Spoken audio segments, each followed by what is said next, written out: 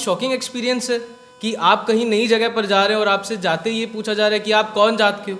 जब स्कूल में ज्वाइन करने गए तो उनको कुर्सी पे नहीं बैठने दिया गया। वो जब घर किराए पे लेने के लिए गए तो उनको मेन फरीदाबाद शहर में घर नहीं मिला। उनको अलग से एक कॉलोनी बसाई हुई थी कि यहाँ पिछड़ों का घर है तो दलित लोग यहीं रहेंगे। बहुत सारे किले राजस्थान में ऐसे हैं जहाँ पे जिंदा आदमी को दफनाया गया, जिंदा दलित आदमी को दफनाया गया, एक बलि दी गई मैं कहूँगा उनकी।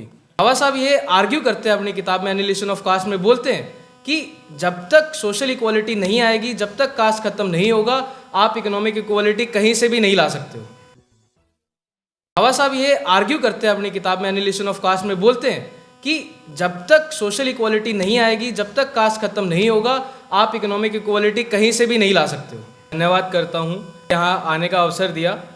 और ऐसा कुछ नहीं है कि मैं पहले से लिख के आया हूँ या सोच के आया हूँ। अभी मेरे को बोला गया कि अगर आप अपना कुछ प्रेजेंट करना चाहते हैं, बोलना चाहते हैं अपने बारे में, अपने लाइफ के बारे में। मेरी बहुत छोटी सी लाइफ है, बहुत छोटा सा एक्सपीरियंस आप सब लोग के सामने।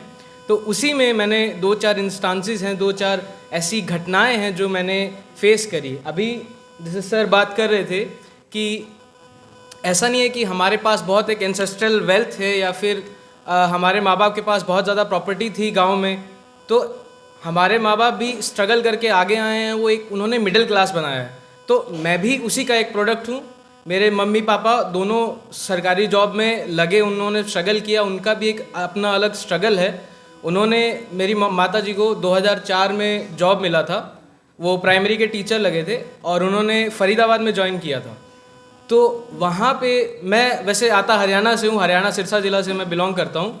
तो जब उनकी पोस्टिंग हुई यहाँ पे फरीदाबाद में, जो दिल्ली के बहुत पास है, तो यहाँ जब वो 2004 में आते हैं, बस से उतरते हैं, तो उतरते ही मेरा छोटा भाई था उनके साथ। तो छोटे भाई को उन्होंने एक पीपल के पेड़ के नीचे मटका था, वहाँ पे उन्होंने उसको खड़ा किया। तो वो पानी पिलाने लगे मेरे छोटे भाई को।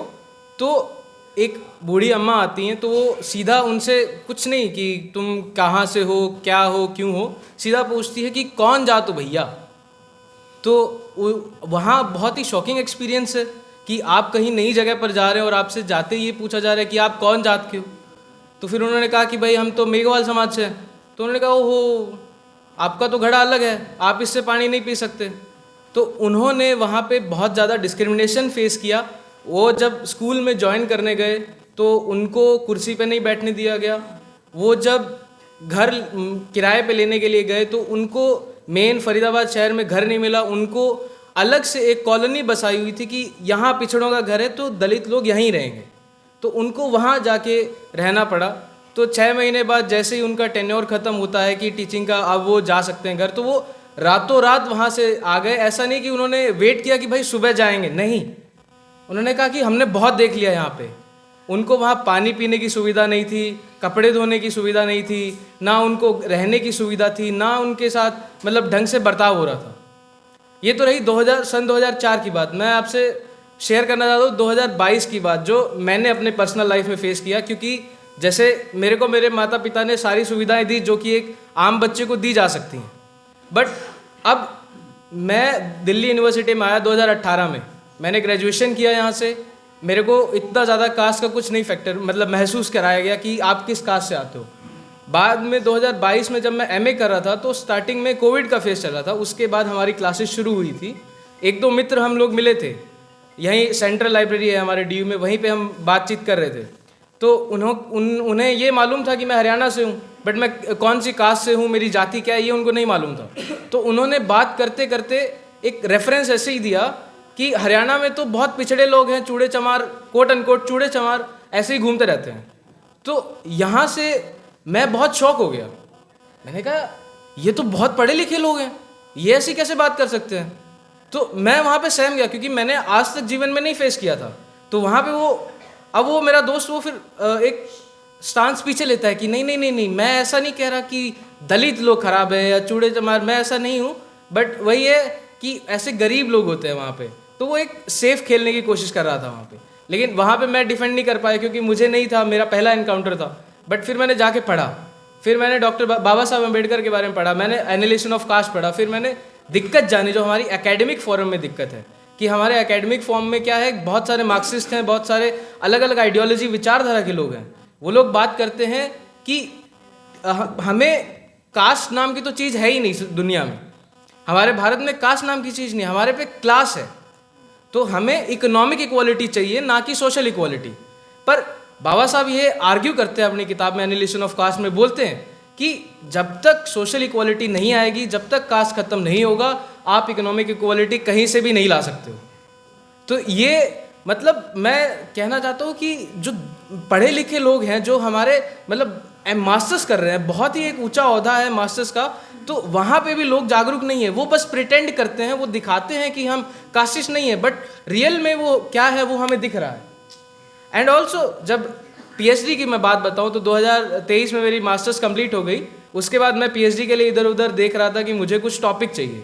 तो उसके लिए एक मेरे सामने इंस्टांस आया था कि हम लोग मेहरगढ़ गए थे, जोधपुर गए थे। वहाँ पे एक किला है, मेहरगढ़ का किला, बहुत शानदार बढ़िया किला है। लेकिन वहाँ पे जैसे ही आप मेहरगढ़ के किले में घुसेंगे तो एक वहाँ एक बहुत पत्थर लगा हुआ है, तो उस पर लिखा होगा कि राजा राम मेघवाल 1459 में उनकी मृत्यु हुई।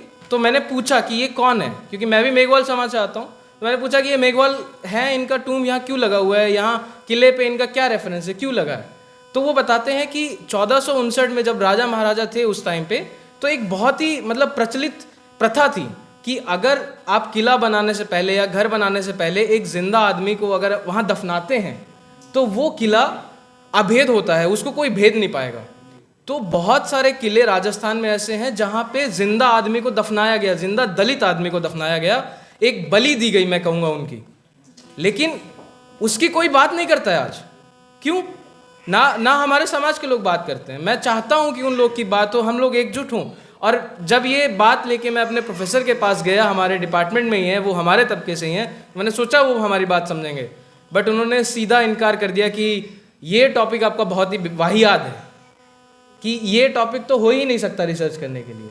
तो अब मुझे किसी तरह घुमा के मुझे करना तो यही था, सोशल हिस्ट्री करना है।